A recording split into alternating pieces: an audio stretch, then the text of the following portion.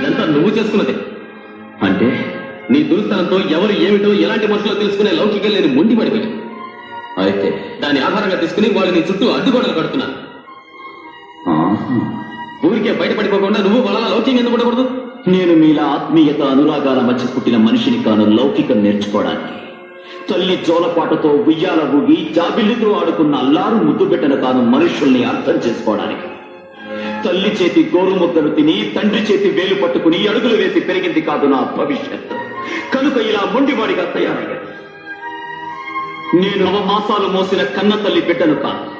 ఆ తల్లెవరో నేను పారమని పారేస్తే నడి రోడ్డు మీద చెత్త కుండీ కన్న బిడ్డను. అవును, నేను కన్నా. అలా నడి రోడ్డు మీద ముష్టివాడిగా తిరుగుతున్న నన్ను నా master, now the great CM గారు ఆయన చేతిలో ఆదుకున్నాయి, అన్నం పెట్టాయి, భుజం తట్టి చదువు చెప్పాయి, పెద్దతో నీతి చెప్పాయి.